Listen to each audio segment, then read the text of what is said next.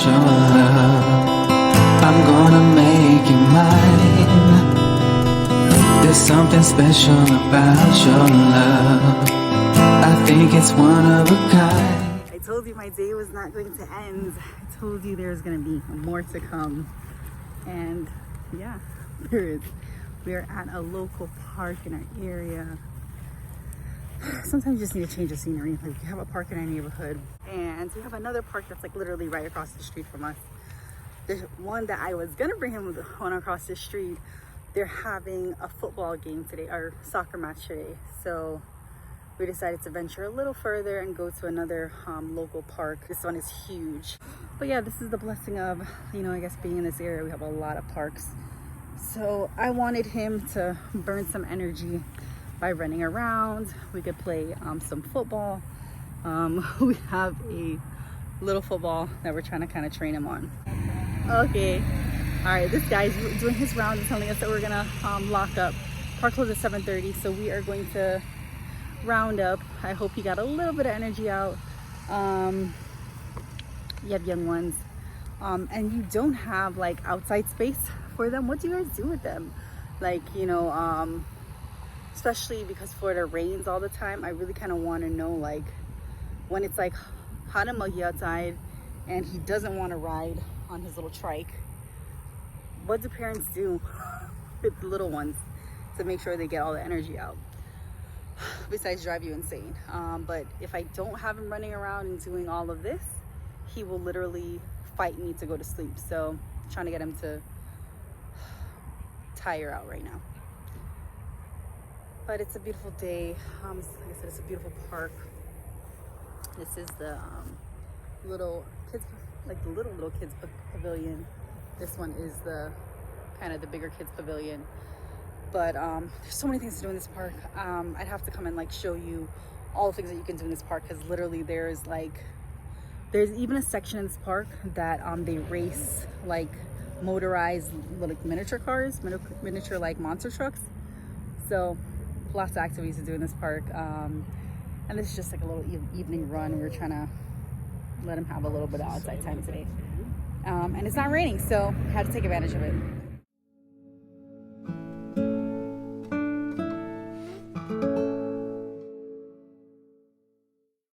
So we're heading home. You see we're both in the front.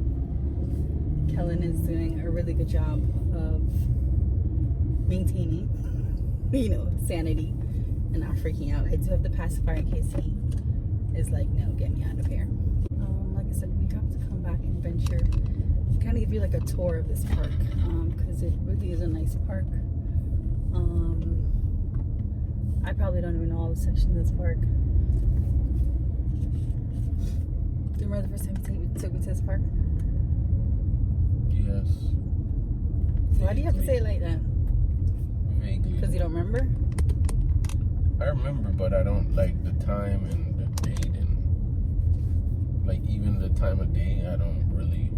It was a Saturday. Okay, it was a Saturday. Had to work. Went to church. And you know that when it's a work day for me, a work night for me, from the night before, I'm already like, I don't want to go anywhere. I don't want to see anyone. This is gonna be terrible, right? But we went to church. And he was like, do you need to go back home? And I'm like, yeah, I need to go take a nap before I go to work, because I'm miserable that I got to go back to work. How many years ago was that? That must have been like, some things never changed, right? And then we went and picked up Waffle House, I think it was. Waffle House is not that far from over here. And he brought me to this park, and I was like, we're gonna eat, we're gonna have like a picnic, and you were like, yeah. And we came and sat out here and talked, and I don't think anything particular like stuck out from like what you said, but like pretty much it was just saying, you were just saying like, you have a whole like X amount of hours before you go to work. So why lock up in your house and be miserable about it when you could be enjoying the day before you go to work? Like, yeah, you want to take a nap, that's fine. But like, you would literally like leave church, go home, and like go to sleep and be miserable that you have to work that night. So that was something that, you know, like stuck in my head. No matter what, it still like bothered me that I had to go to work and stuff like that. That never changed like fully, but it made me be aware of like, you know, it's, you know, the like maximizing of like work. You know, when you're at work, and they're gonna get what they need out of you at work. And then I feel like we come home, and then we put this emphasis on recovery so much. And recovery is important. It is very important. But we put this excess idea that like, yo, I'm too tired to do anything other than rest. You think so? I don't even think we even put that much into recovery, because if we were putting more into our like mental recovery, but that's what we think recovery, it is. It's not. Yeah, it's not. It's not. It's more like a locked in, like, you know, festering of like because what we went through for those 12 hours. I vaguely remember now, like, it would be like you would go and rest as if you worked the night before. Like, if you come off and like you kind of go and take a nap from 9 or whatever. Time out. So like, he was feeling really tired. He is tired, like, no doubt about that. I know he's tired, right? Last night was ridiculous. Do you feel a little better like going to the park and like running around a little with Kellen? Like, it wasn't for a long period of time. I think we only were out there for like, what, 25 minutes? But I think it allows your blood to flow, and it's just like a nice feeling. So yeah, it's a weird trade-off, because it's like, it's not something that I don't want to do, but then it's like, I'm like, yo, I'm gonna do this, and then later I'm gonna like 9:30, I'm gonna just be like, yo, I'm sometimes it's that you go to bed at 9:30, but you wake up at 6 and you're like, come, let's do it. Or you go to bed 9:30 and wake up at 2 o'clock and you're like, I'm gonna go, at least let me have your phone, and I'm gonna record some things. We edit when we wake up. We have to be flexible. This is something that Dan taught me prior to me leaving the, you know, 312s or whatever. He taught me, never allow work to get your 100%, right? But then your own projects is like, they get, you know, you get your scraps, right? So who was I saying said this to me, or said this, and I heard it and I repeated it, and he's like, I've been saying that to you, and it's true. But the way they said it, it was just like, it kind of hit me. They said a 9 to 5 is a dream killer, right? And not everybody can be like, oh, I'm just gonna quit my job, I've been blessed with the opportunity to have a husband who is going to be working. This is 3-4 schedule as a nurse, right? It's not an easy profession, and it's not an easy facility he's working at. So I understand that, but I've been given that opportunity. Not everybody's going to have the opportunity, but there's some times that you have to quit. Really, it's the but okay, it's the fact that we will go to work, we allow them to like maximize us. Like, yeah, it's like, and then we get home and it's like school for us to like excel beyond something or do something else with ourselves, or an interest in stuff. It just becomes like, I don't have any energy for that. And it's like, yo, you can't. Yeah. There's days that you go to work and you don't have the energy to be there, but you find a way through that. Yeah. 8 hours, that 12 hours, that 16 hours, whatever you work. Yeah. Right? So like, that's the thing. Okay. So Dan had to do this mandatory class, right? There's some people, I don't know if you spoke to anyway. There's some people that will leave their 12-hour shift and go sit in a class for even X amount of more hours. So you find the energy for that, right? Won't be able to find the energy for a 2-hour class to do cosmetology, a 2-hour class to do, like, something I want to do is the construction management, right? And I was like, oh, I'm not gonna be able to do that. How am I gonna find time to do that?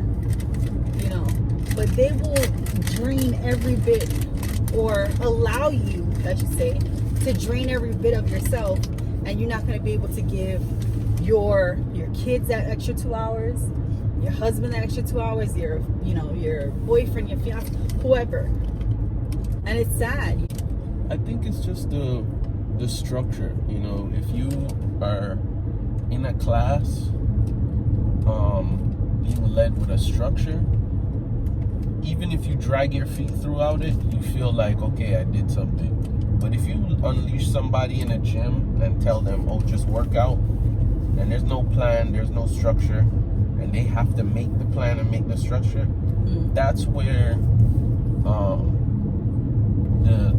you need a drive, you need a motivation, and you need discipline. It's not to say that you're not disciplined, but if you don't have any structure, if you don't have the drive, the spirit to make the structure, so this around how people end up you just doing give up. like arm day, no leg day, because they're like, they do it the leg day, the one day, and they're like, that's nah. another thing altogether. That's a whole That's nother just thing, right? That's positive reinforcement. So it's like you go, you work out your arms, and that's already your strong point.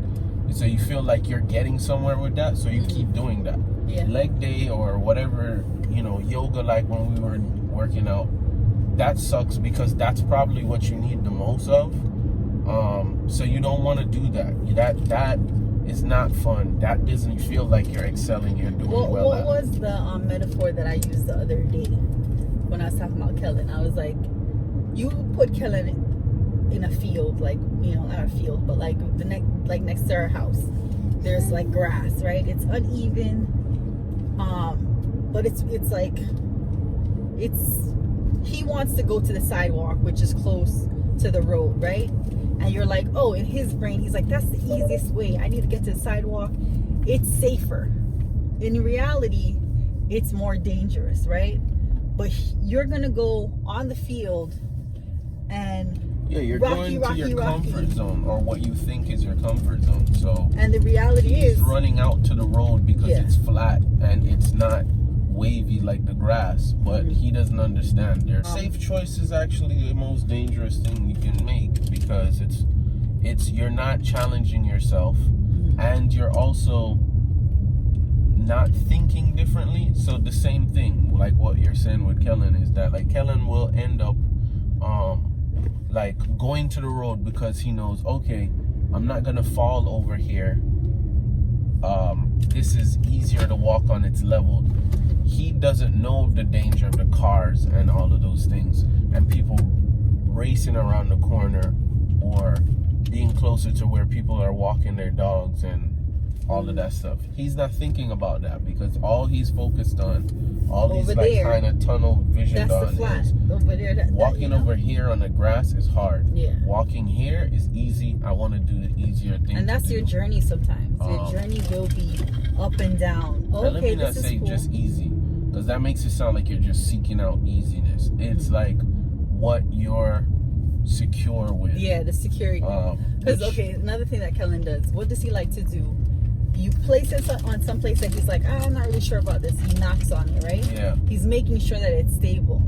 And sometimes that's what you do in life. You're like, oh, I don't know about this. You knock 2 times and you're like, oh, I didn't like that sound. And you run away from it. And it's like, the reality is sometimes you just have to kind of continue to work with what you have. I feel like the bigger metaphor for us is like, after you have checked how safe it is a couple of times for yourself, it's like, it's time to try the decision now. Like, you can do how much research, you can do how much this and work and all of that. And now it's not just, I'm just doing any old reckless idea that comes to mind. But then you have to trust that the research, like, why did you do all that research if then you're still gonna go, I don't know, I'm not gonna trust my own instinct. The worst thing you could do is develop a distrust for your own instinct. Either never trying anything, or worse, constantly going against your instinct. Yeah. How many times have you done something and you're like, yo, after doing it in retrospect, something told me this was gonna happen, but I don't know why I didn't trust my instinct. Because you've been building up in your head, okay, I usually have bad instinct, so I'm not gonna trust. So whatever I think I should do, I'm gonna do the opposite of that thing. Like, oh, I want to go to this new job or whatever, but I'm not sure, and I have bad instinct, so now I'm gonna not go to that thing and not make that decision. And of course, not doing something is much easier than trying something. Yeah. If I give you the option to say, let's try this new restaurant, and you're like, I don't know. I know. Versus, let's go to that restaurant you don't really like. Yeah. Oh, Right? yeah, that is true. But it's like you're like, okay, I That don't is really true, like 'cause it, you but I know. know what's there though. Yeah, that is true. I was gonna say that. Yeah, I see what you just did right there. All right, guys. Accomplished a lot today.